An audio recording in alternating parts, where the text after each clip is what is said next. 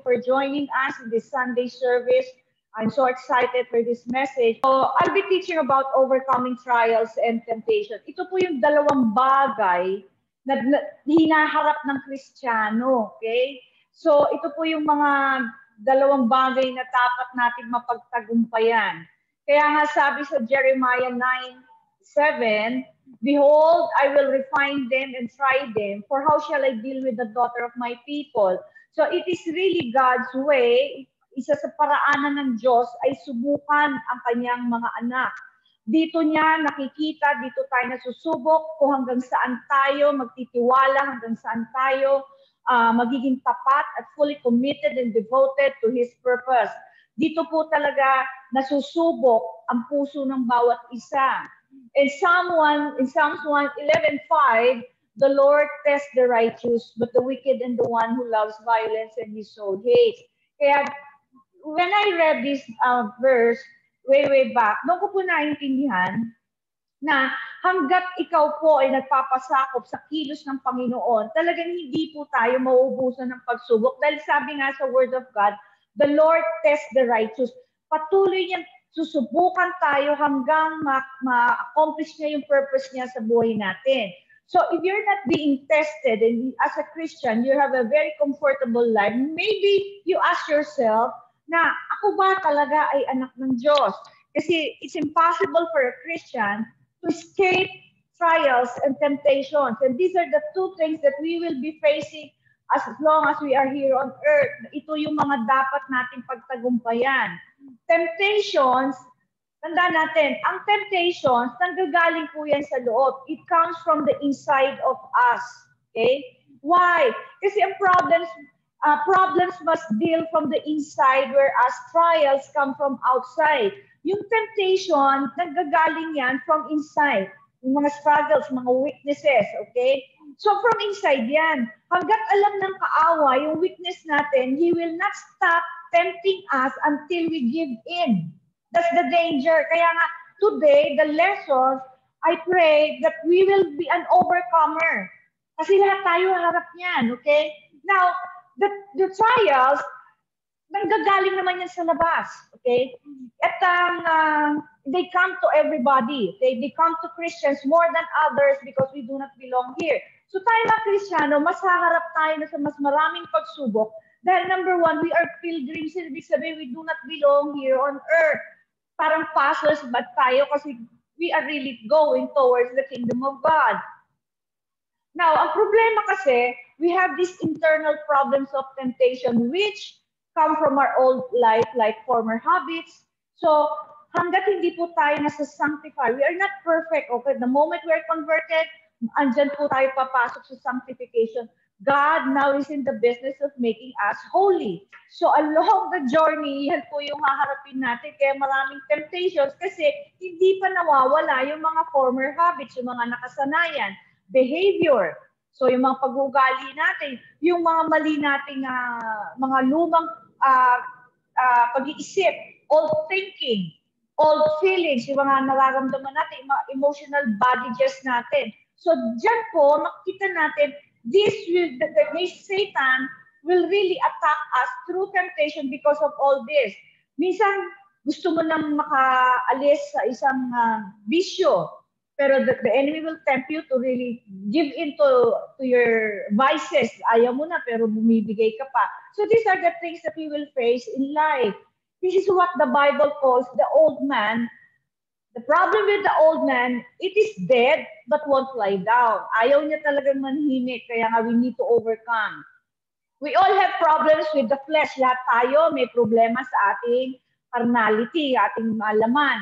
So pag sinabi mong flesh, it is not just the skin. Okay, the flesh is the carnal, all of us, the carnal part of us.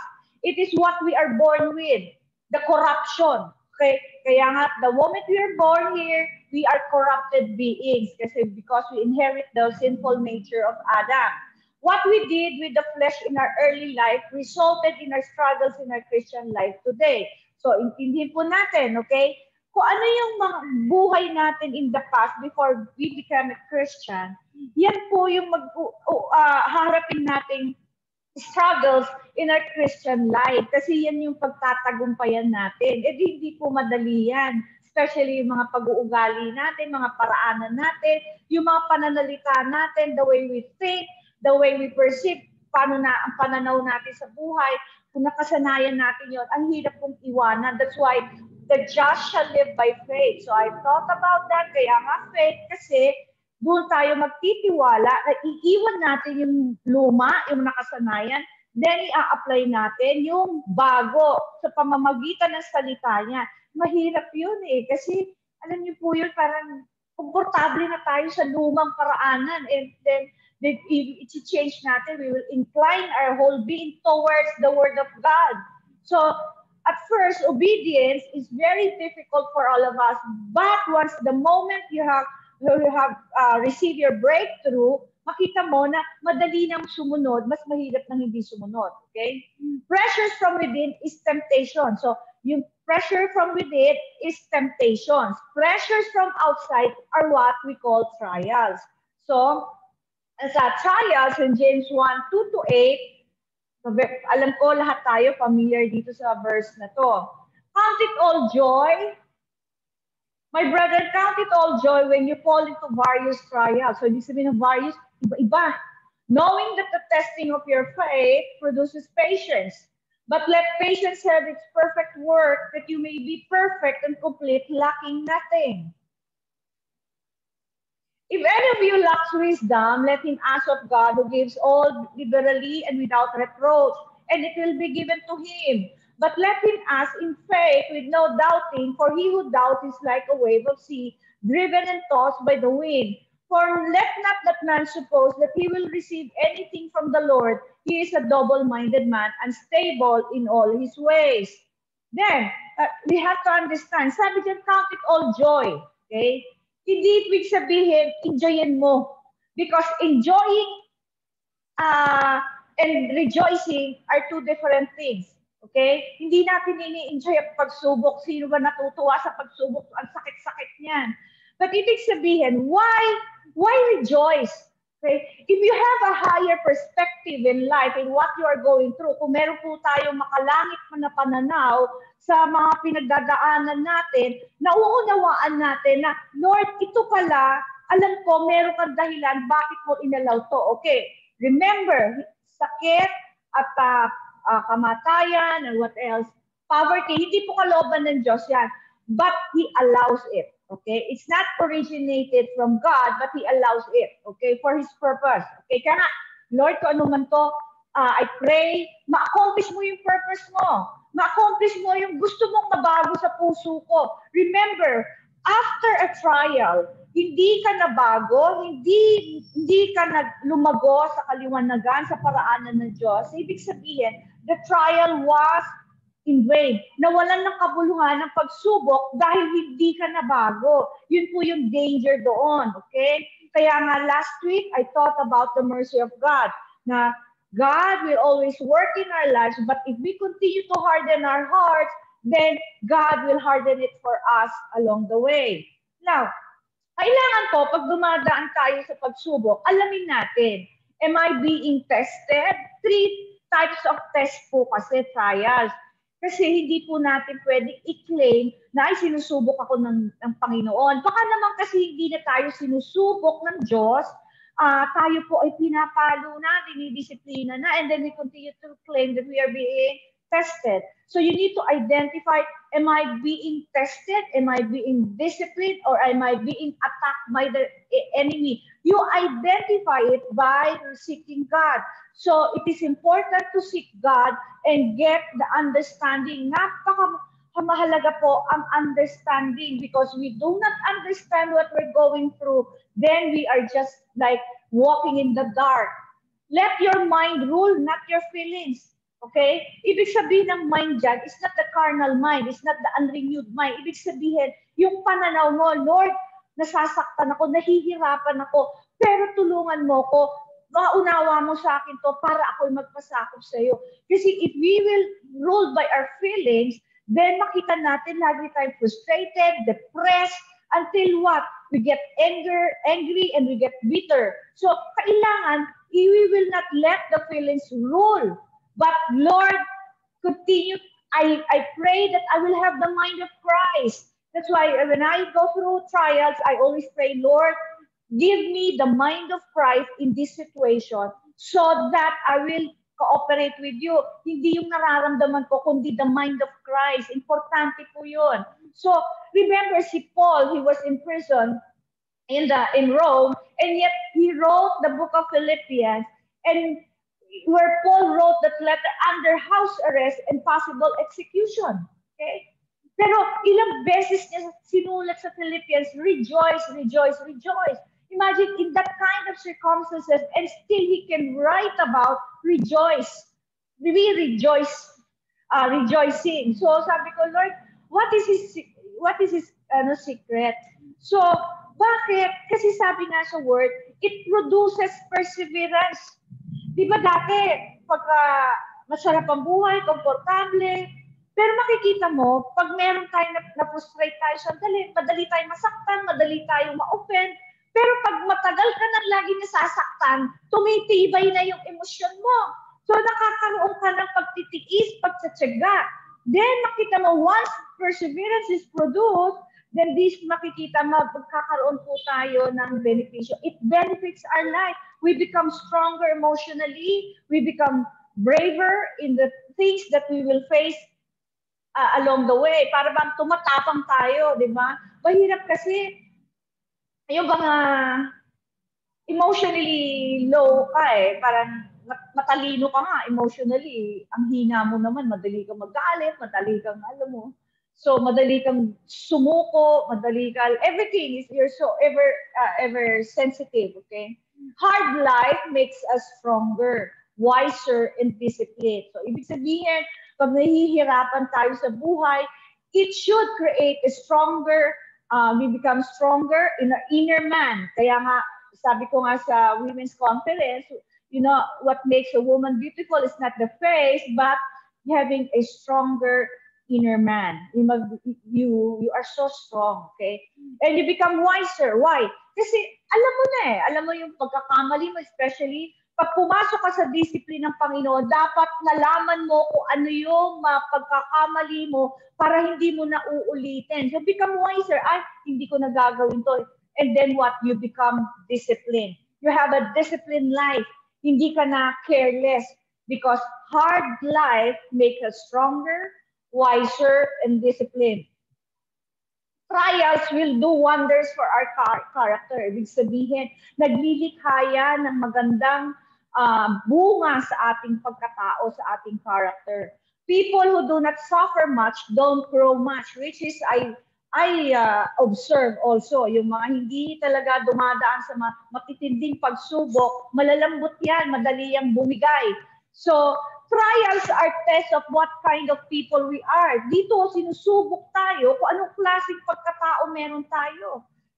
Kasi madaling magsalita pero once, you know, we are being tested, especially sa life ni Peter, di ba? He would always brag about na, I am willing to die with you, Lord. And yet when he was confronted na, oh, you belong to him, dininay niya. So makita natin, test is a barometer, is a measurement na talagang dito tayo nasusubok. Gaano ba ang devotion mo? Gaano ba ang commitment mo? Gaano po ba yung passion mo? Okay? God makes you complete. Sabi nga sa word, God makes you complete. His objective for everyone is perfection. So what it means to be perfect is to mature. Why? The danger of immature Christians, they are unreliable. Hindi mo maasahan. Unstable, whom you cannot trust. Mahirap po yun yung pagka hindi mo maasahan yung tao, para bang lagi kang kumakapa. Di ba? Ang hirap, nasa paligid ka ng mga tao na oversensitive, na parang lagi ka na lang tumutulay sa alambre pag kasama mo sila kasi you have to be careful kung ano yung sasabihin mo, kung ano yung i-react mo. You're always uptight. Okay? So, masarap po kasi when you are surrounded with mature people, mature Christians, you can be comfortable. Ibig sabihin na kahit sa pagkakamali mo, sa pagkapalpakan mo, they will not judge you, but because you can trust them, dahil alam mo that they have a character, okay? Stable people are those who do not cave in when things go bad or difficult. O, so ibig sabihin, yung mga stable, okay? Ibig sabihin yung hindi madaling tumumba, ayan yung mga hindi madaling bumigay pagka nahihirapan, pag naiinis, na-frustrate, para bang, okay, you can let go. Okay? Para bang you can ignore. Para bang, sige. Kaya, yun po importante. When you're stable and you're stronger, yung mga taong nakasakit sa'yo, you can ignore it and without being biased. Kasi ako especially no, in the ministry, as a head pastor, I deal with lots of people. Iba-iba behavior niya, iba-iba attitude niya, iba-iba character niya. So one way or the other, they will offend me, they will hurt me. But at the end of the day, I let go. Parang, Lord, nasaktan ako, pero i-trust ko sa'yo to. The moment I see that person, wala na, erase na yung ginawa niya so that I won't have any bias or prejudice towards the person. This is very important to all of us. Kasi pag nasa ministry ka, hindi mo pwedeng sabihin, oy, nasaktan akong tao na ito, hindi ko papansinin. Hindi pwede yun.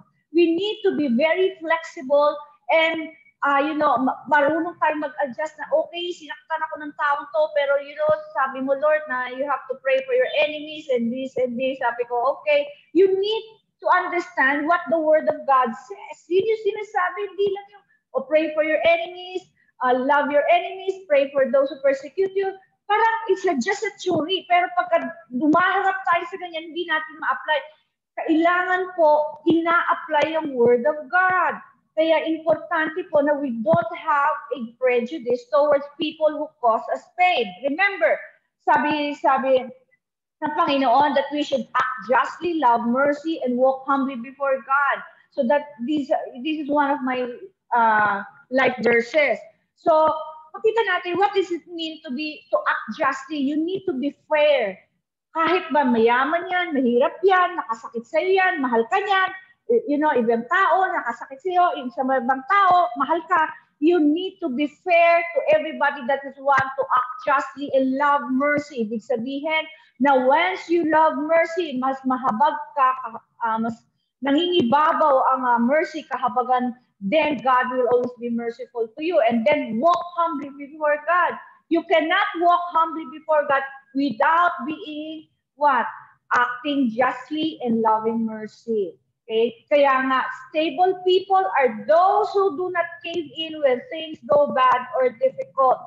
God wants to develop this unique quality of perseverance in us. Okay? So sabi din doon sa James 1, di ba? Okay. Sabi niya, if you lack wisdom, you can ask God. Kapatid, sabi ko nga the last seminar, when was the last time na humingi ka, pinag-pray mo, humingi ka ng wisdom? Kasi tayo, ang dali natin humingi na, Lord, pahinging provision, pahinging healing, pahinging ito. Sometimes you ask for things that are more important, that are not material, like wisdom. I always ask wisdom, Lord, give me wisdom. Okay? Give me wisdom. Itong may nakaramdaman ako. I mean, I'm lately really struggling with my hyperacidity. Give me wisdom because I'm really struggling. And then God will give me wisdom. Pagka meron ako nararamdaman, I ask wisdom. Pagka merong project, merong plan, sasabihin ko, Lord, give me wisdom. If wisdom is important, especially during difficult times, wisdom is to know what's going on. You see, once you have wisdom, alam mo, ano ba nangyayari? Kasi just like me, when I'm not really feeling well, ano yung nangyayari, Lord? So, I would identify na it's an attack of the enemy or it's just really something is wrong with my physical condition. So, I know how to address that kasi God has given me wisdom. Remember, we can ask God liberally. Mayaman na katalinuhan at kaalaman ay handang ibigay sa atin ng Diyos nang wala, sabi niya, without finding fault. Ano ibig sabihin na hindi naman ng Panginoon magsasabi sa atin, ano ka ha? Pakatino ka bago kita bigyan ng wisdom. Ayusin mo muna to before kita bigyan ng wisdom. No, sinabi niya na He will give us liberally. Ibig sabihin, without finding fault, kahit anong kapalpakan natin, when we ask wisdom, God will give us generously. Okay? Okay. We can now submit and cooperate with what He's doing in our lives. We can find rest in the midst of chaos. You see, in the midst of chaos, nagkakagulo, ang gulo-gulo, wala kang direction. And yet, once you get wisdom, then meron kang kapahingahan. You have kapayapaan, meron kang peace na. Okay, Lord, now I understand. You see, understanding is very important in our life. It is the wellspring of life. You know, understanding is more precious than rubies. Ibig sabihin, mas mahalaga yan kaysa kayamanan. Kasi kung may kayamanan ka, wala kang understanding, then you will continue to live in wilderness. Paikot-ikot ka lang sa buhay mo. We do not receive wisdom when there is doubt. Kaya nga sabi niya, when you ask, don't doubt. Okay, this is one of the reasons our prayers are not answered because we are double-minded, unstable in all things. Even our prayers, hindi natin makakuha ng sagot kasi, why? Kasi nagpipray tayo, Lord, provide for me. Especially, example, Lord, provide for me. Nagpipray ka ng provisions, pero the back of your mind, iniisip ko, kanino kaya ako utang? I mean, double-minded na yun. O kaya pag sinasabi mo na, Lord, I believe you have healed me. Pero in back of your mind, ano kayang gamot ang iinumin ko? You see, one, you want determined, if you're determined to believe God, hindi pwede na double-minded tayo or else hindi natin makukuha yung kasagutan ng Diyos sa ating panalangin. That is the one reason that when you study the book of James, there are 5 reasons we do not have answers to our prayers. So I will not be discussing that today, but one of these days I will be teaching the book of James. So magbo-book series po ako, okay? Now in Romans 5:3-5, we can rejoice too when we run into problems and trials, for we know that they help us develop endurance. You see? We can rejoice. Bakit? Because we know that they help us develop endurance. So what is endurance? Pagtatsaga, pagtitiis. I believe there's one, lang yan eh. Pagtitiis, pagtatsaga. And endurance develops strength of character. Yun po yung importante. Yung character. And character strengthens our confident hope of salvation. And this hope will not lead to disappointment, for we know how dearly God loves us because He has given us the Holy Spirit to fill our hearts with His love. So, yun pala yung nililikha. Character. Yung character natin, remember, before po tayo ma-born again, we have a vile character. Diba? Ako, I have temper, I have everything, mga ganyan. But then, as you go along with the sanctification work, nababago ka. You become meek, become, more humble, and then matiising ka na, tsaga ka na lang, gano'n. So, yun pala, nag-create siya ng character sa atin. Yung trials, dapat. Kasi, sabi ko nga sa inyo, we can be a survivor sa trials natin, or we can be a victor or triumphant towards our trials. So, what is the difference between these two? Ang kaibahan ko, pag survivor ka, parang, natapos yung pagsubok, wala namang nagbago sa'yo. Hindi ka rin nabago ng Diyos. Samantalang, ang victor, the one who triumphed in trials, during trials, the one who's been changed. Okay?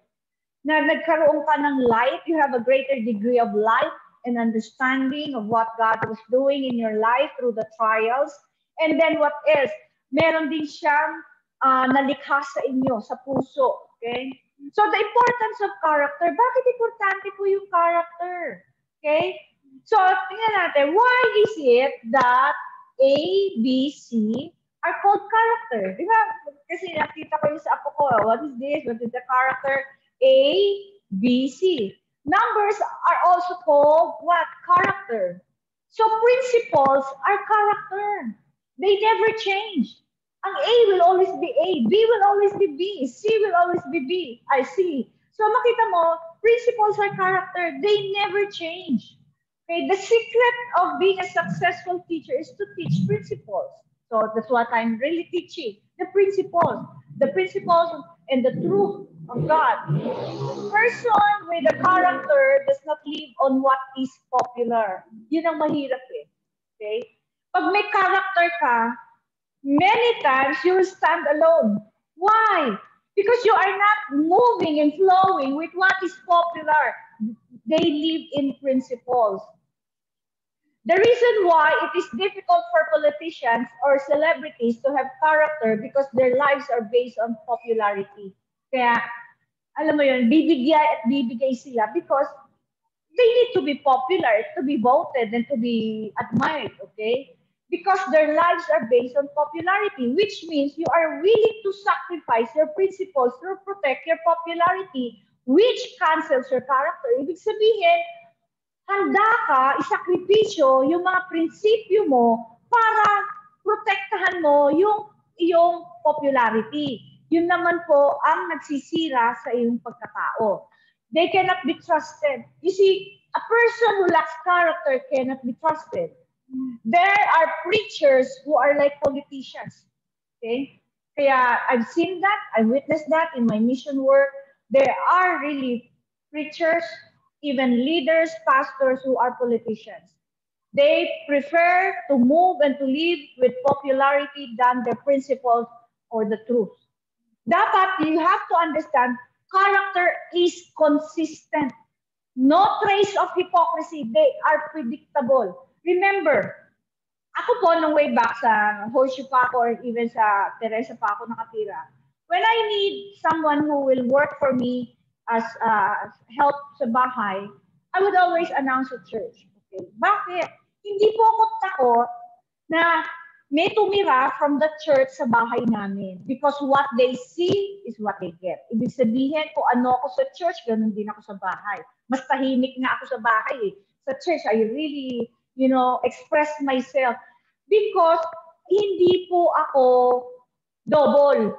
Ibig sabihin, kailangan pagka ako may character, hindi ka iba sa lahat ng tao at iba ka sa loob ng bahay. Okay? So, kailangan consistent ka. Kung ano ka sa labas, ganun ka din sa loob ng bahay. Hindi pwede. Iba ka sa loob ng bahay, iba ka sa church. Sa church, madaling magpakabanal. Di ba sabihin, oh, good morning sister, good morning brother. Ako, I speak my mind. Napaka-straightforward kong tao, okay? Leaders must have character because people will not follow you if they don't trust you. Remember, listen to us tayo mga leaders, okay? Hindi lang leaders sa ministry, but leaders sa whatever organization and even sa bahay. Character attracts loyalty. Madaling maging loyal sa business world. Kasi kahit ayaw mo yung boss mo, kailangan mo ng work, kailangan mo ng sweldo, you become loyal, okay? Pero in the ministry, because we don't have allowance or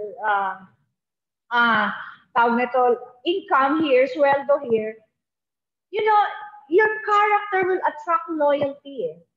When they respect you and when they trust you, then they will follow you because they can see consistency. Once you have consistency, you have integrity. Okay? Hindi yung nagsalita ka ng isa, tapos iba pala yung ibig mong sabihin. Parang you lie. Okay? That's why I encourage everybody to really work out that stop lying. Kasi ako, when I say things, that's being truthful. I mean, from the heart yan. Okay? Character is committed to a set of values without compromise. Hindi mo ikukompromiso ang iyong mga values para lang masabi mo na, oy, dito kayo. I've witnessed that to many church leaders that they wanted the loyalty of the people, pero sa talikod, sinisira siya. Ano ba naman itong leader natin? Bakit? So, character is committed to a set of values without compromise.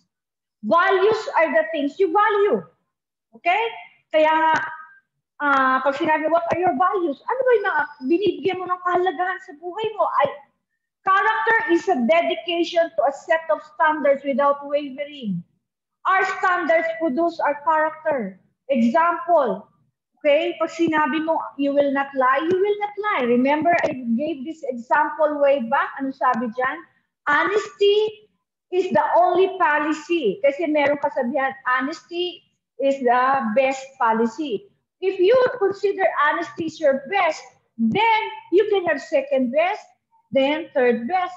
Then you can divert and alam mo na, pwede mo tawag nito, bulahin yung conversation. But you see, when you say that the honesty is the only policy, ibig sabihin, ito lang ang ang option ko. I don't have any option. The reason why I said many times that we should have a absolute. Yesterday, I officiated a wedding, and I said that, we need to create absolute in our life, especially to the couples. Why? Kasi sa absolute, ibig sabihin, wala kang option but to stay married. Kasi napakadaling maghiwalay ngayon na mag-aasawa. Ayoko na. Pero because you have other options, in the same way with us, a character had no more options because you put absolute in what you value. Pag ito yon, wala nang option, okay? When I say, I will not do this, I will not do this, because this is what I value, okay? Character is self-imposed discipline for the sake of moral convictions. You don't need police. You police yourself. Para bang hindi mo kailangan na may nagbabantay sa'yo kasi ikaw mismo, kahit walang nakakakita, you really work out your salvation and have integrity na kahit walang nakakakita, you police yourself, you discipline yourself to do what is right even if nobody is looking. You see, ibig sabihin, you lock yourself up in the prison of your own conviction, throw away the key. So, ibig sabihin, na ikaw mismo, Lord, I don't need anybody to watch over me so that I will have a holy life. Ang totoong measurement of you really living with integrity is when nobody is looking. And yet, you lock yourself in your own conviction. Ito conviction ko. Dito ang direction ng buhay ko at hindi ko babaguhin ito, hindi ko babaliin. You see, when you go into that direction, it creates character because God sees that you want to honor Him even nobody's looking. Then makikita mo, God can change our heart. I remember in 1 Peter 2:22, I believe, okay? As we obey the truth, then we are purified by God will purify our soul, our heart. Sa ibang version, heart, iba soul. So nakita natin, because we cannot change ourselves, it is the business and it is the work of the Holy Spirit to change us. So as we continue to give in to Him, makikita natin that God will continue to change us. Okay? Hindi ibig sabihin hindi ka madadapa, hindi ka magkakamali, hindi ka magkakasala.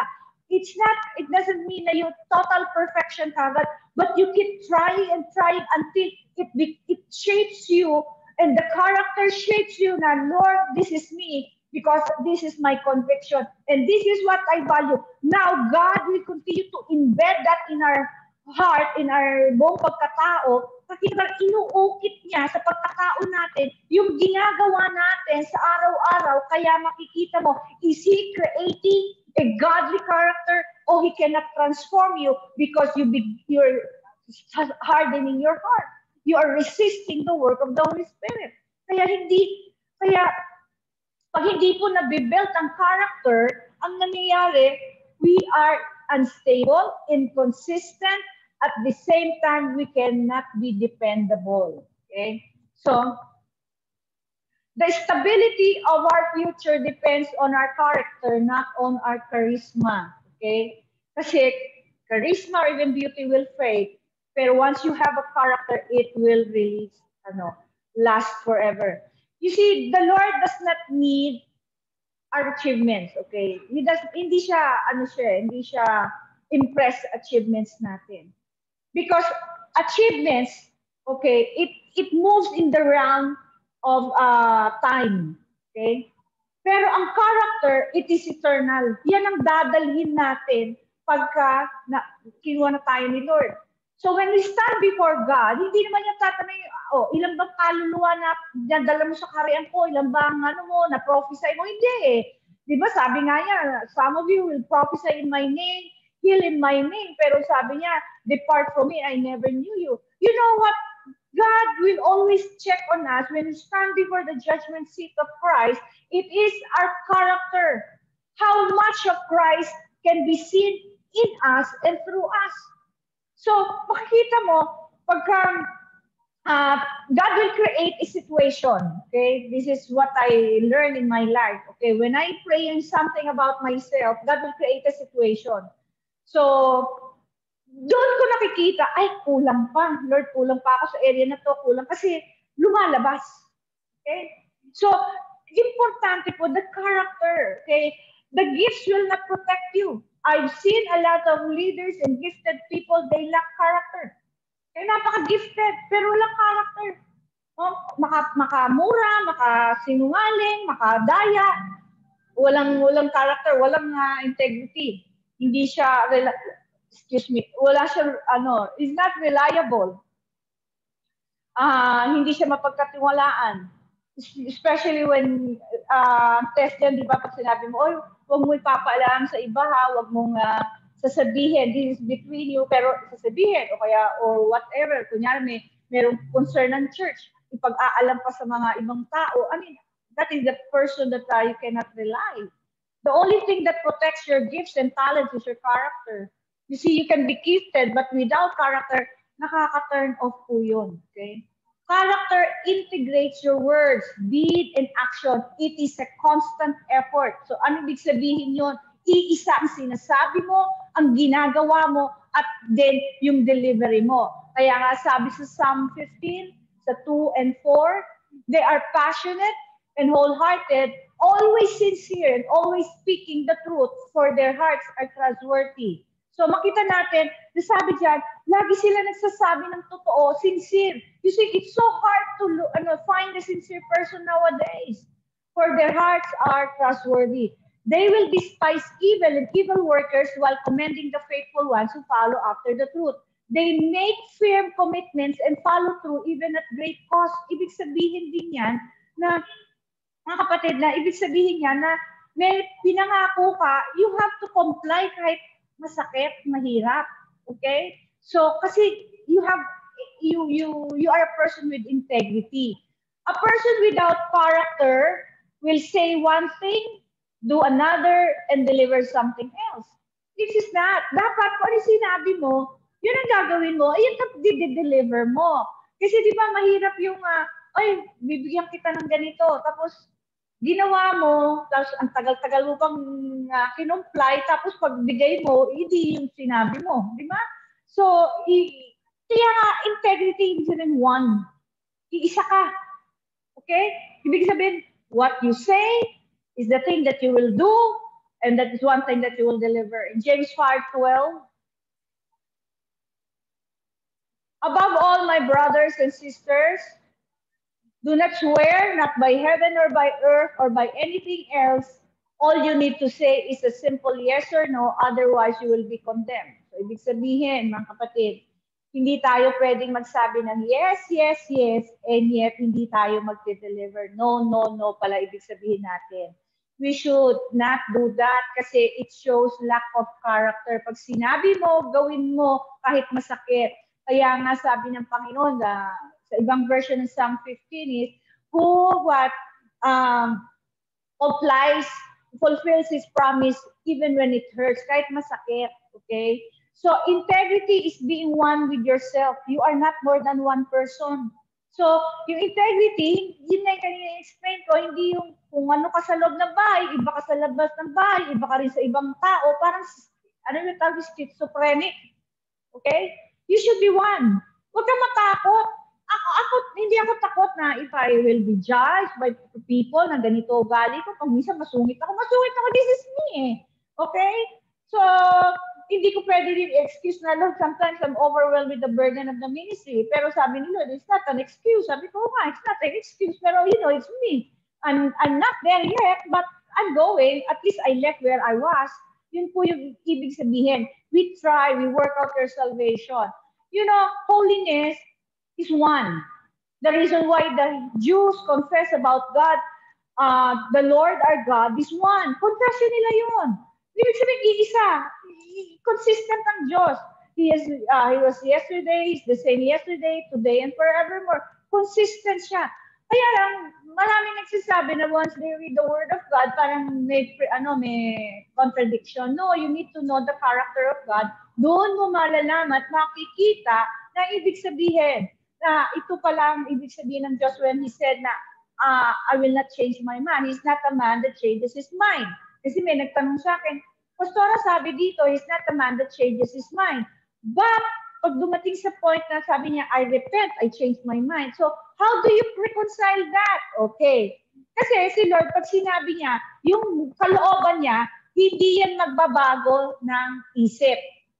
Pag na-encounter mo na sinabi na sa Word of God that God repents, changes his mind, ibig sabihin, He was about to implement the judgment, and yet He relents and then repented, changed His mind. Ibig sabihin, He is still consistent with His character. He is still merciful. So, this is the two things, different. Ibig sabihin, the character of God is still holy and merciful, and yet He doesn't change His mind with regards to His will. But with regards to His judgment, He can always repent, change His mind, because it is consistent with His character that He is merciful. The person who repents, he will not implement the judgment. Yun ang ibig sabihin nun. The foundation of trust is integrity.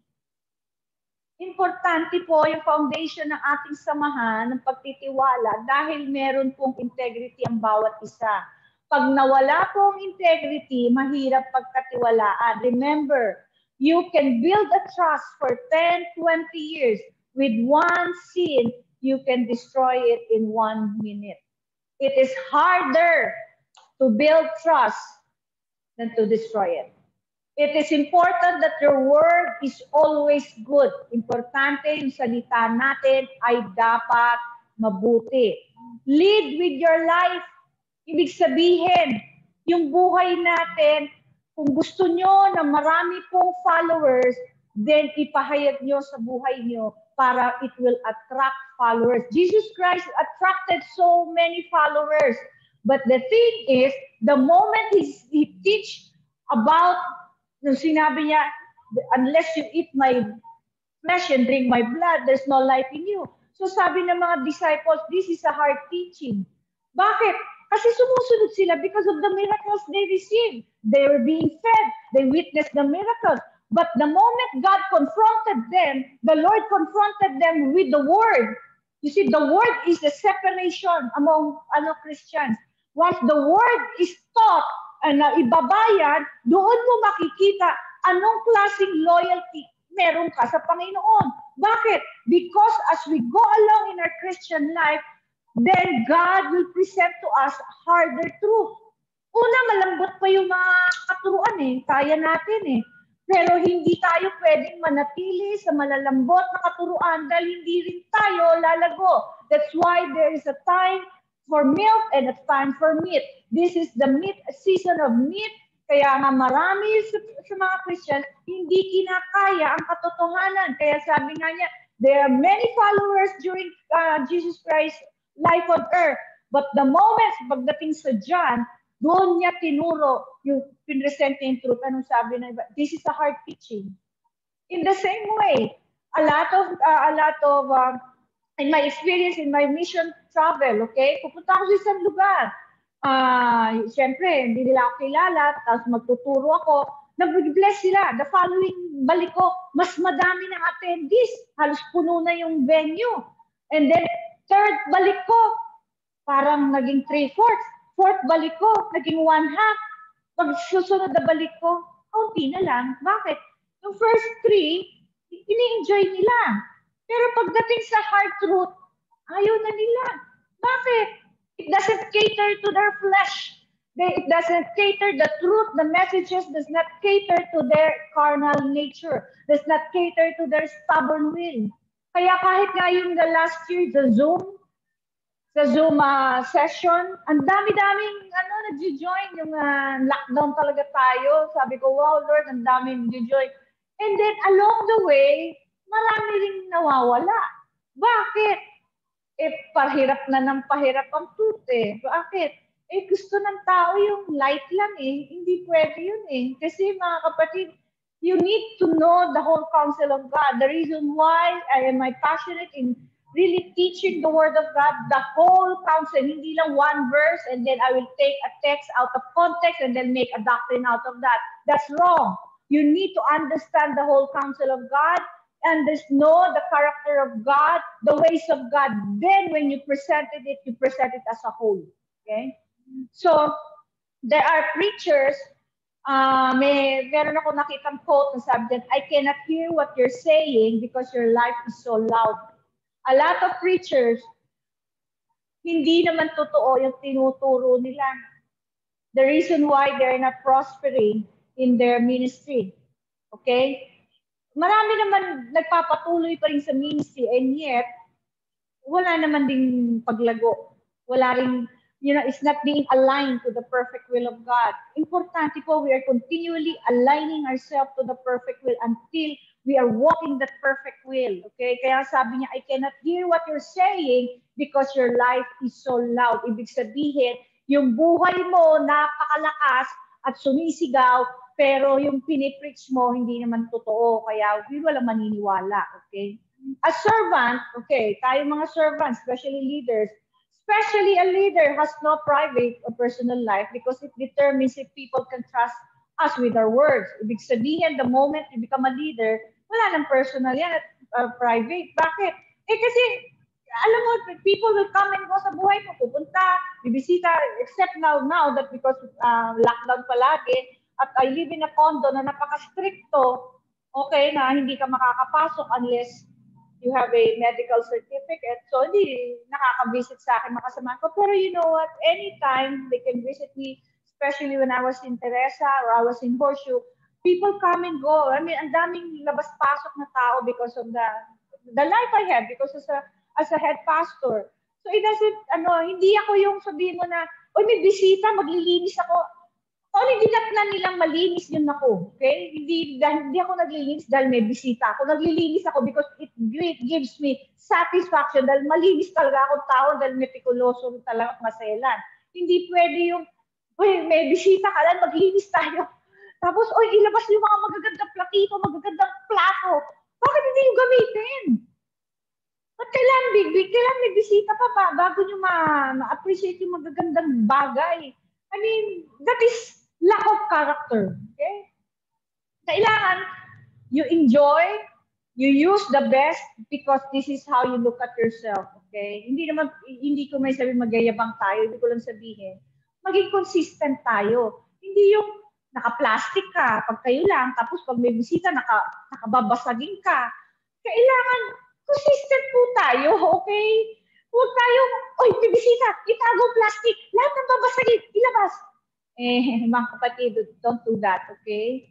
So, kaya nga importante kung ano yung bigla kang aabutan sa bahay, kung ano ka, kung yun ka. I mean, if people criticize you, it's not your problem. It's what's wrong is with these people. It's not you. Kung kayo yan di ba? So, kailangan po may consistency. Person with character does not need to prove oneself. Ibig sabihin, hindi mo kailangan patunayan ang sarili mo. Hindi mo kailangan ipagyabang kasi you see, when you have a character, alam nila na ikaw ay may ganitong lifestyle. Okay? Now, importante rin po sa mga magulang sa Colossians 3:21. Fathers, do not provoke or irritate or fret your children. Do not be hard on them or harass them, lest they become discouraged and sullen and morose and feel inferior and frustrated. Do not break their spirit, okay? Kasi ito po ang importante. Leadership starts in the house, sa bahay, sa loob ng bahay. Lead with your life, yun nga yung sabi, okay? Life is the weight of your word. Okay? Kailangan po talaga na hindi mo pwedeng sabihin sa anak mo, wag mong gagawin to, pero ginagawa mo. So, you need to be consistent also. So, marami pong mga tatay na they don't know that they have so much, parang may temper, nagagalit sila, pero hindi rin makita ng mga anak yung totoong dapat na pag-uugali para meron silang model, meron silang good example.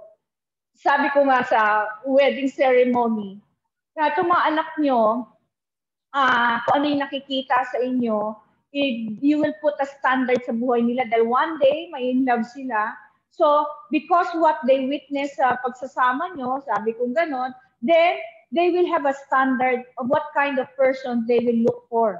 Diba? Tayo magulang. So, importante po na tayo po na as a Christian, especially sa mga newlywed, merong mag-anak na maliliit, kailangan po good example tayo para meron din silang standard. Once they become to have a partner of their own, alam nila, ito yung standard, ito yung nakita ko sa papa ko, sa mama ko, so ito yung gusto ko. That is the reason why, I mean, we're not perfect, okay? Lahat tayo may kapalpakan sa magulang, just like me. But at least meron silang something to be admired. You know, my son, kahit we really do not get along, okay, most of the time, but one thing that he admires about me is my faith. Sabi niya, alam mo, mama, grabe yung faith mo, no? Parang, sabi niya, hindi ko kaya yan. Sabi ko, well, you can. Sabi niya, ayoko, ang hirap noon. Sabi niya gano'n. Sabi ko, no, dyan naman yung biyaya ng Diyos. Sabi niya, and you are very strong woman. Kaya, you see, he witnessed that. Kaya sabi niya, mama, anything happens, mga ganito, napag-usapan namin. Sabi ko, huwag mo kasi iisipin yun. Sabi ko, ba't mo isipin? Iba yung past ko, iba yung past mo. So sabi niya, okay. So makita mo, may admiration palagi. So, kailangan, ina-admire pa rin tayo ng anak natin. If there's one thing, you ask, ano po ba ina-admire mo sa akin? Pag sinabi ng anak mo, wala! Eh, kawawa ka naman. Kawawa ka naman, wala. Parang bang, alam mo yun, ang hirap, no? Parang wala kang example. So, importante po, especially when you have growing kids. Okay, I have growing ako and really make time. When I make time with them, I try to really share about Jesus Christ. So, kailangan din makita nila. Tsaka yung favoritism, wala po tayo dapat nung ganun. Okay? So, in James 1:12, sabi dyan sa New Living Translation, God blesses those who patiently endure testing and temptation. Afterward, they will receive the crown of life that God has promised to those who love Him. So, sa New Living Translation yan, sa the Passion Translation, if your faith remains strong even while surrounded by life's difficulties, you will continue to experience the untold blessings of God. True happiness comes as you pass the test with faith and receive the victorious crown of life promised to every lover of God. So makita natin, sabi niya yung faith natin is important that we become strong. Okay, remain strong. Kahit daw na paligid tayo ng maraming pagsubok, okay? Kaya importante po yun na we will receive the crown of life, okay? You know ba, I asked mga kasamahan ko to write me a letter to really write about, you know, my negative aspect and my positive aspect. Sabi nga nila, I'm so weird. I'm really weird at times, you know. And bakit daw yung magiging birthday gift na hinihingi ko? Sabi ko, because usually pag birthday natin, we want to, you know, attention, we want, wow, babatiin ako ng mga tao, ganito, ganyan. But, you know, on that day, I don't want to exalt myself. I want to be broken. Because when you allow people to let you know ano yung kulang, ano pa yung mga negative at kailangan pang baguhin, it is a test of meekness. Na, sige Lord, kakayanin ko yung criticism. Kakayanin ko ano yung mga isusulat nilang negative on my birthday. Sige lang, why? Because I'm very confident it will really create character in me. You see, I value character very much because as a leader, God is continually entrusting me with much revelation and more people, more life, and I need that. You know, one time sabi ng Panginoon, ibubuhos ko yung pagpapala sa iyo, grace. You will really receive wealth because you're really advancing the kingdom. Because every time po nakaka-receive ako ng pera, talagang binubuhos ko lahat yan sa ministry, sa kung ano yung gusto ng Panginoon. So, kung kayo You give 10%, I give 90 to 100%. And then one time, sabi ko, Lord, I don't think I still have the character to receive that much. Continue to work in my life so that I will continue to be entrusted. So, ako na yung nagsasabi because I can measure myself. Ang mahirap kasi, para bang, sige Lord, i-bless mo ako, i-bless mo ako, i-bless mo. Tapos you lack character, ano mangyayari? The blessing will destroy you. I do not want to be destroyed by anything that God will entrust me. I want to be worthy of what God is giving me. That's why this is one pointers and one key to really endure to the end, be faithful to the end. It is something that Lord continue, when you continue to make my heart pure, then tapatan mo yan ng pagpapala na para puro ang puso ko, tapatan mo yan ng kayamanan, puro pa rin ang gagawin ko. You see, that's how to pray. It's not your Lord, bigyan mo ako ng kayamanan, and yet you never ask, Lord, give me a pure heart. Eventually, you not turn your back on God. There is one thing that God, I'm saying, don't let me turn my back on you. Okay? Kaya dapat silasagin natin na Lord, ask for wisdom, ask for purity of heart. These are the things that I ask. Cause me to walk in your ways. Cause me, kasi sa Zechariah, sabi doon, sabi, if you walk in your way, in my ways, and keep my charge, I will keep you ruler of the house and keep charge over my courts, and I will give you access to my presence to walk among those who stand there. So sabi ko, okay to. Then, so yun ang pinipray ko. Cause me to walk in your ways. Cause me to keep your charge so that you will continue to keep me ruler of your house. That's why God continue to make me above and not beneath, head and not the tail. He continued to bring in lives to be under the umbrella of the ministry, under my life. Why? Because the key there is, Lord, keep me to what? Walk in your ways and keep your charge, and you will keep me ruler of your house and charge over your courts and give me access in your presence to walk among those who stand there. So, makita mo, merong kondisyon yun eh. Kaya, when I read the Word of God, I continue to sasaliksikin ko yung treasures. What are the treasures? Kasi akala natin it's just about money, it's about finances, bless mo ko. Hindi. Lord, cause me to walk in your ways. Kasi sabi doon, kahit ipag-pray mo na, Lord, palakin mo yung ministry, if you're not walking the ways of God, then it won't happen. Why? Because sabi doon sa word, keep me, Lord, if you walk in my ways, keep my charge, I will make you a ruler of my house. So ibig sabihin, Lord, I begin to be what? You will exalt me, continue, Lord, by bringing more life. So it's something that I tried, something that I run after, but ang habol ko, yung makakabigay ng pleasing, acceptable before God.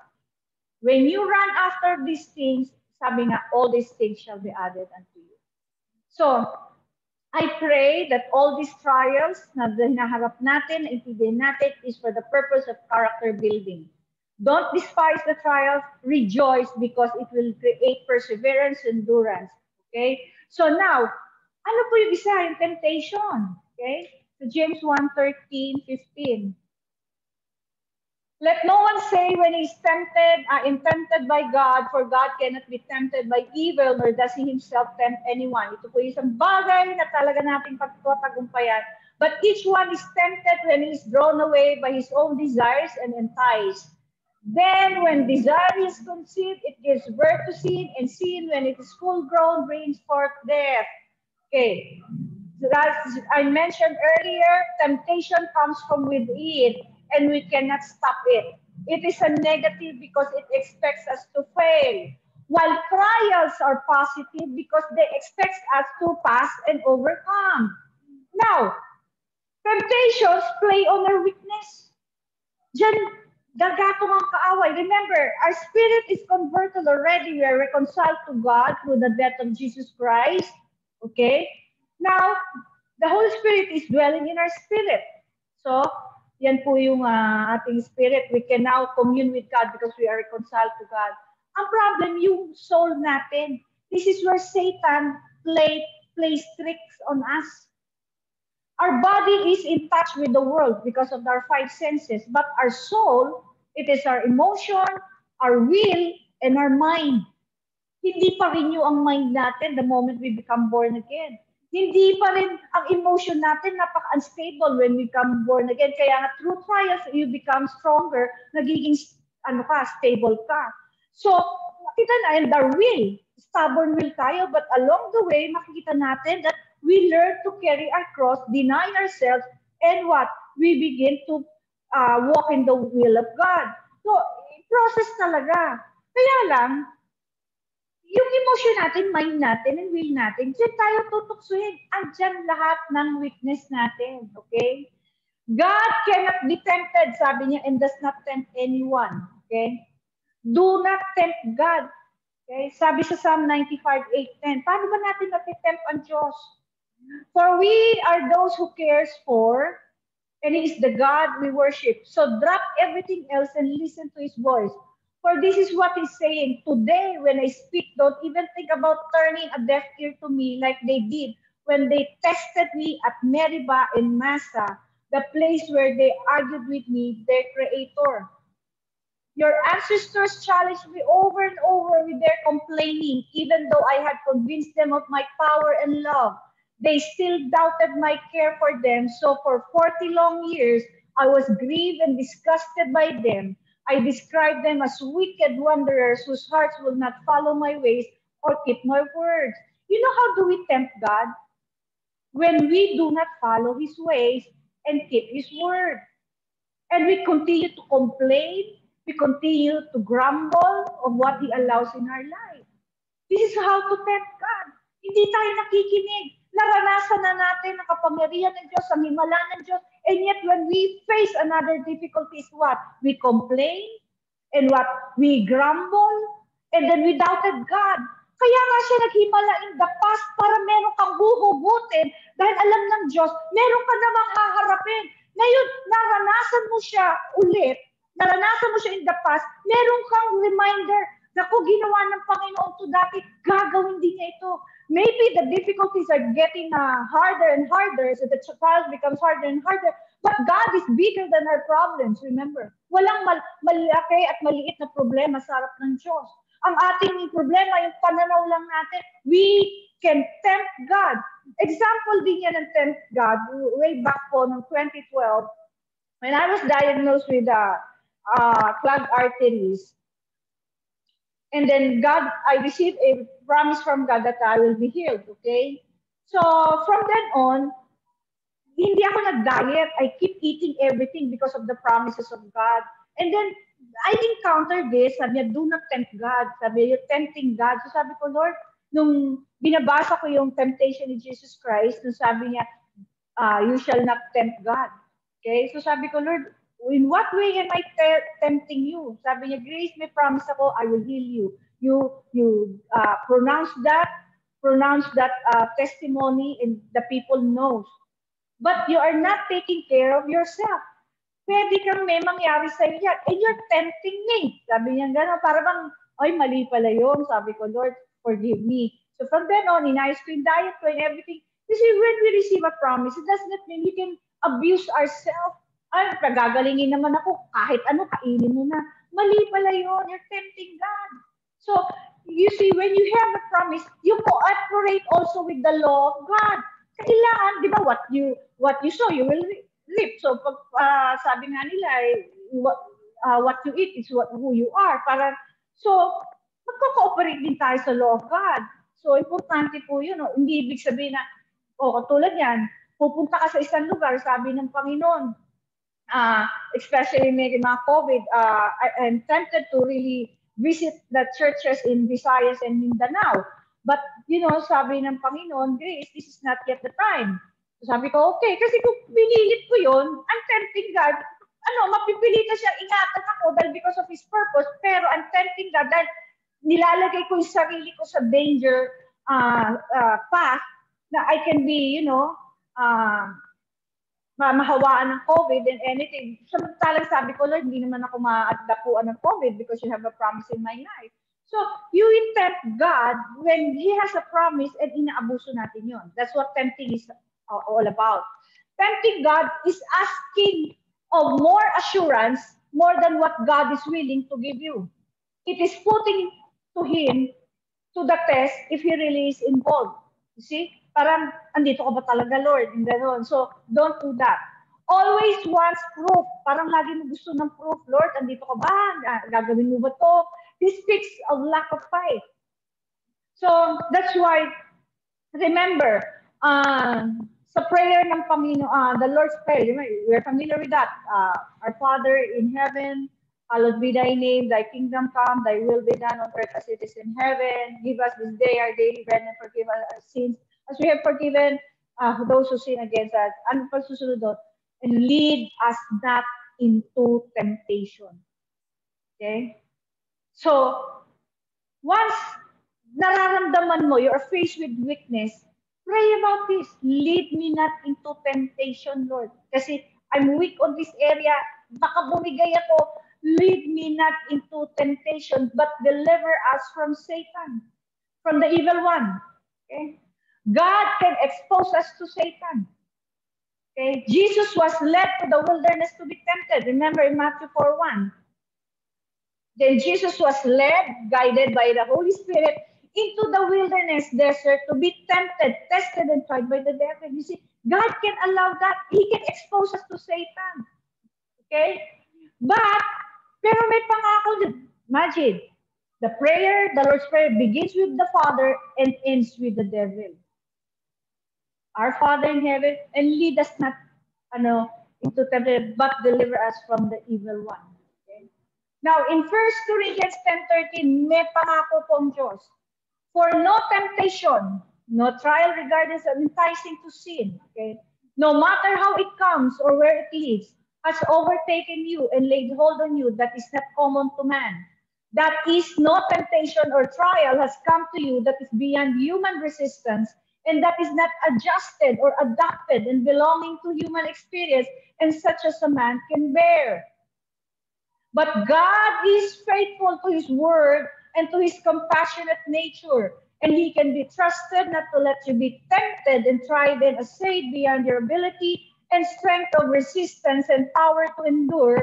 But with the temptation, He will always also provide the way out, the means of escape to a landing place, that you may be capable and strong and powerful to bear up under it patiently. What is the promise? God's promise, He will not allow us to be tempted beyond what we can bear. God controls our temptation. You need to understand this. He only allows what we can bear or handle. This is according to the Word of God. Now, what is the problem? Christians who sin has no excuse.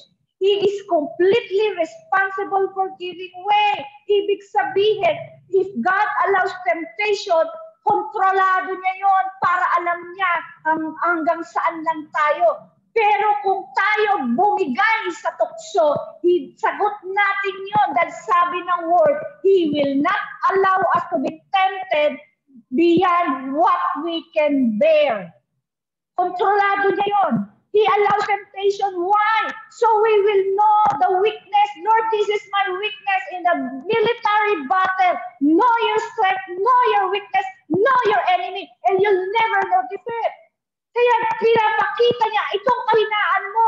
Ini-expose din niya tayo para makita yung kahinaan natin. And then we recognize anong gagawin natin. Lord, help me.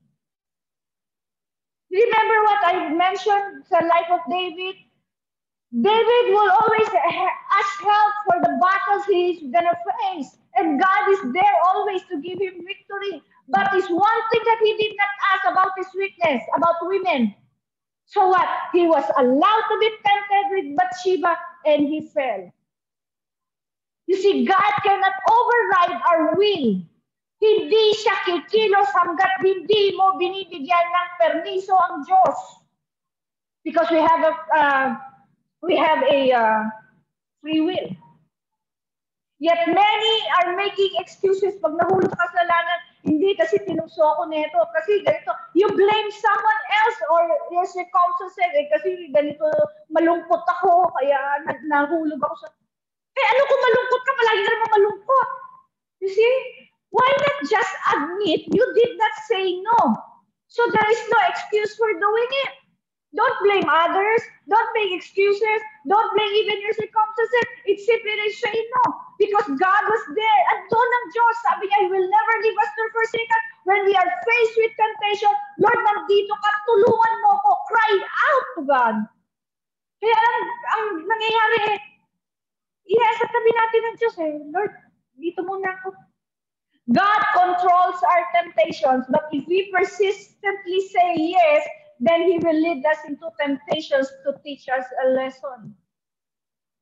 That's why, even in the church, in 1 Corinthians 5:5, you are to deliver this man over to Satan for physical discipline to destroy carnal lust which prompted him to incest, that his spirit may be saved in the day of the Lord Jesus. Okay. Remember, this is kasi po yung Corinthian church, okay? Although it's fruitful, gifted church, kaya lang may problema. Merong doong nagka-commit ng immorality. Okay?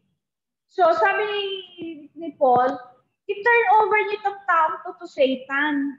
Parang sabihin, disiplinahin niyo yan. Okay? Ang role kasi, the role of a church to deliver someone to Satan is the last resort. When you cannot correct a believer who is bringing the gospel into disgrace, para binibigyan mo ng kakahiyan yung gospel because of ginagawa mo. So, deliver it to Satan. Ibig sabihin, discipline him. This man will suffer his temptation which can lead to suffering, sickness, or death, even loss of property. This is a redemptive act to bring him to his senses. Di ba? Pagka mahirap na yung tao, matatauhan na. Pero may mga tao pa rin, hindi pa rin natatauhan. So, kaya nga importante sa church, we implement church discipline. Without church discipline, everything is okay. Parang open. Pwedeng immorality, pwedeng impurity, pwede lahat. Pwedeng worldly. Kahit music team ka, pero nakikinig ka ng worldly music, party ka rito, may TikTok ka pa. You see? Why? We need discipline. We have to set the standard. When being disciplined, ang problema, pag didiscipline mo yung tao, ano nangyayari? Aalis. Pupunta sa kabilang church. Tapos tatanggapin ng ibang church. Transfer siya sa kabilang church. What is the point of discipline if another church accepts them? Yan ang nangyayari. Marami man sasabihin, pag di-discipline ko, I do that. Okay? Anong gagawin ng na-discipline? Aalis na lang ako. Eh, umalis ka. Tapos, ibibintang sa akin, tinanggal siya. Ano nangyari yun? Eh, di-discipline ka lang, ikaw, you decide to live. You see, it blackens what? The mind. That's why, nung diniscipline ng Corinthian church, nung lalaki nag-commit ng incest, ng immorality, what happened? In 2 Corinthians 2:5-8. If anyone has caused grief, he has not so much grieved me as he has grieved all of you to some extent. Not to put it too severely, the punishment inflicted on him by the majority is sufficient. Now instead, you ought to forgive and comfort him, so that he will not be overwhelmed by excessive sorrow. I urge you therefore to reaffirm your love for him. So makita natin, it showed that discipline works. Natauhan eh.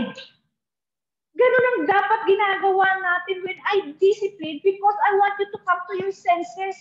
Kasi hindi kita pwedeng manatiling ka sa maling paraanan dahil you will affect the whole church. How sin gets hold of you. Conception begins it. Birth settles it. As soon as it is born, you are on the road of death. Temptation conceived within. Placed in the mind through imagination. It could not start if you did not welcome it. Hindi mag-uumpisa yan kung hindi natin i-welcome yan. The first step of temptation is conception. It happens invisibly. Ibig sabihin, hindi nakikita bakit nasa mind, nasa heart. That is why the Bible says that murder and adultery begin in the mind. The problem, you want something you do not have. You cannot stop the birds to fly over your head, but you can stop them from nestling in your hair. Para bang yung temptation in our mind is not sin in itself. Okay? It is not sin to be tempted. But when you conceive it and goes in your mind and imagining it happening, then that is sin. There are Christians who are accidents about to happen because of conceiving imagination. Nobody knows because you are not sinning outside. But it is in your mind, imagining it, wanting it. Do not let conception take place. A way to deal with sin is not abortion, but to stop conception. The danger is the first thought when you entertain. Conception takes 9 months to give birth. Starts with the world of fantasy. Birth is actual disobedience. You prepared the way for it. Kung ano yung ini-imagine mo, magbe-birth out yun. Magmamanifest yun. One way or the other. Kaya nga, di ba sabi niya sa Old Testament, do not commit murder, do not lie, do not bear witness, do not commit adultery. Mas mahirap ang law ng New Testament. Adam was given one command. Israel was given 613 commands. New Testament has what? 11,000 commandments. And the fulfillment of the law is love. Kaya nga, na-summarize siya sa dalawa. Love your God with all your heart, with all your soul, with all your strength. Love your neighbor as yourself. But if you study that New Testament, it's 11,000. Mas mahirap kung dati action. Ngayon, iniisip mo pa lang, makakasala ka lang. Kaya nga, conception takes 9 months, di ba?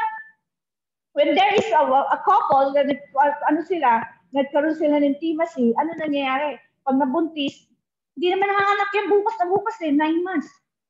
Then to give birth starts with the world of fantasy. Birth is actual disobedience. You prepare the way for it.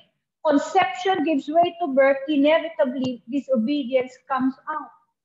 In life, it may be occasionally at first, then becomes regularly, then it becomes habitual, and then very soon it becomes a part of your living character.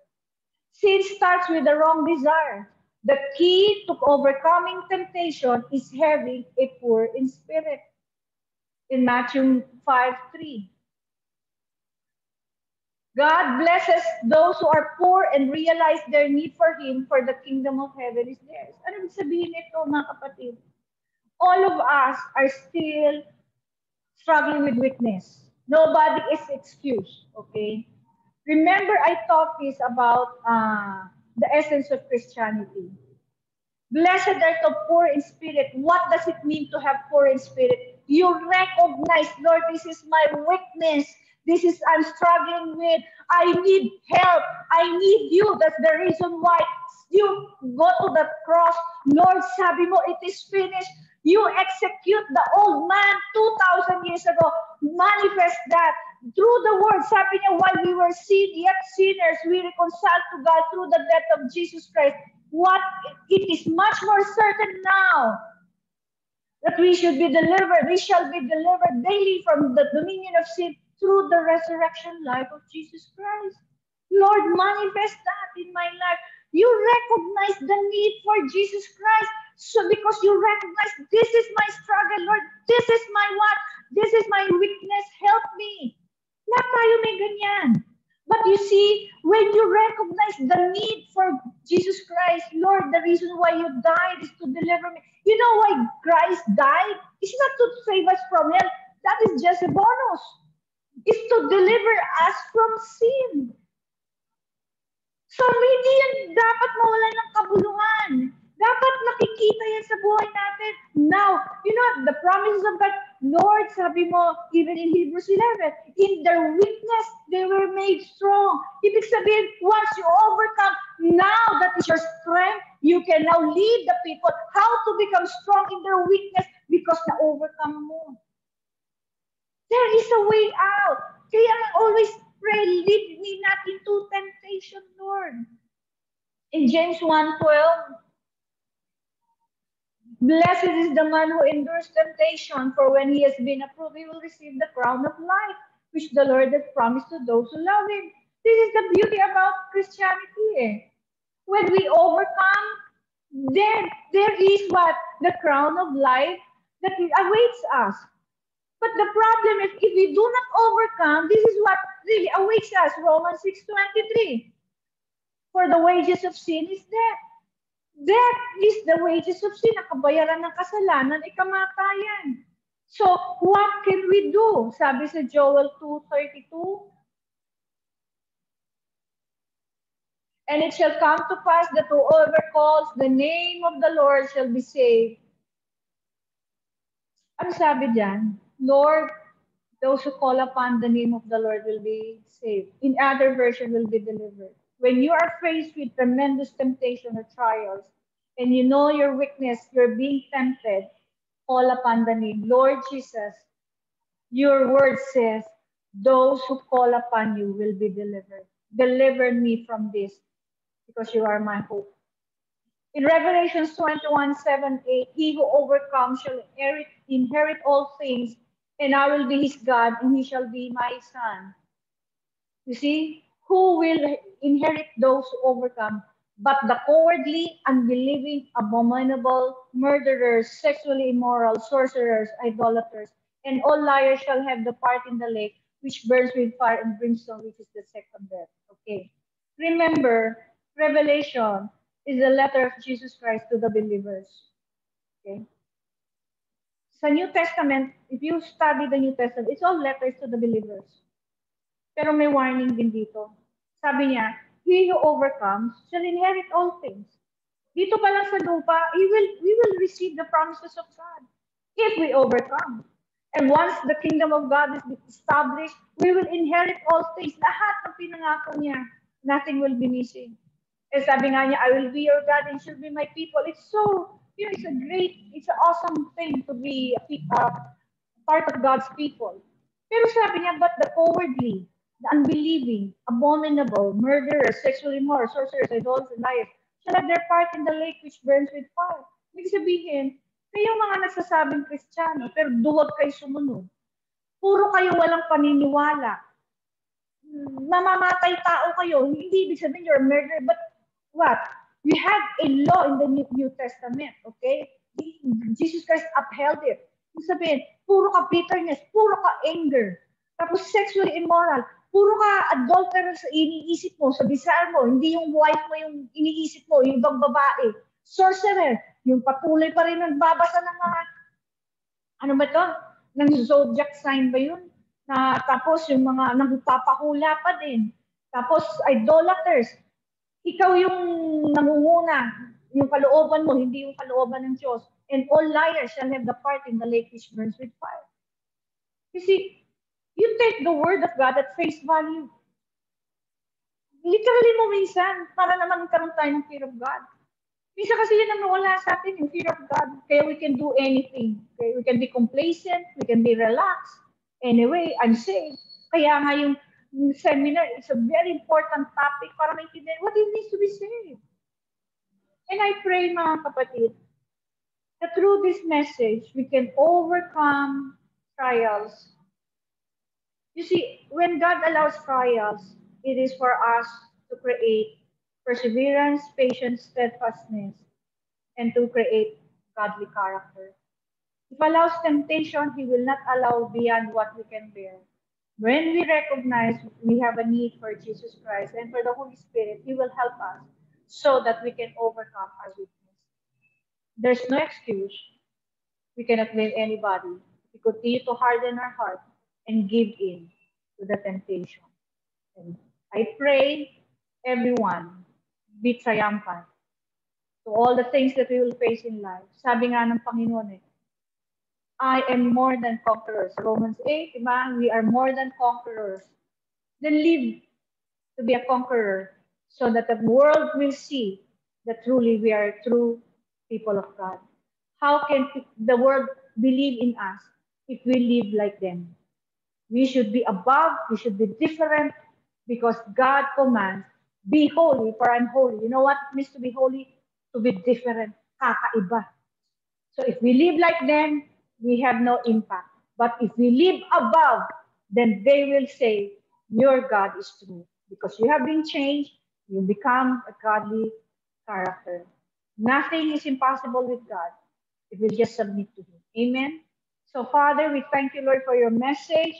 I thank you, Lord, that I know that your Spirit will continue to work in us and through us to accomplish your purpose. And truly, you are faithful in fulfilling your calling upon us and surely completes them by keeping and hallowing us. Lord, I pray that you will keep us from stumbling and falling and sleeping and keep us unblemished, blameless and faultless at the presence of the glory of your Son, Jesus Christ, with triumphant joy and ecstatic delight. Cause us to walk in your ways. Create in our heart the fear of God, so that, Lord, we will not sin against you, but most of all, that our life will be filled with light, riches, and honor. May our life be a living testimony that from, Lord, being having a vile character, you can change a person to a godly character because you are always at work. Purify us from within. Create in us a pure heart, that nothing there, Panginoon, that will be displeasing before you. For Lord, you said in your word, blessed are pure in heart, for they will see God. We want to see you in every moment of our life. When we see you, we can endure. Father, I thank you also for the strength, for the power and the anointing that you have given me to deliver this message. Thank you, Lord, for giving me understanding so I can deliver this with clarity, with light. May your government and your lordship continue to increase upon us all. Bless us, O Lord, and truly we are so blessed. May you surround us with your favor as a shield. May this week be so filled with victory, glory, power, miracle, and even provisions. We give you praise and glory and honor. Lord, binabalik ko ang lahat ng ito sa iyo, ang kapurihan, pasasalamat, kalwalhatian, sa pangalan ng iyong anak na si Hallelujah. Thank you. I would like to thank, acknowledge Bohol, CRCM who led us, lead praise and worship. Thank you for that. So blessed with your selection.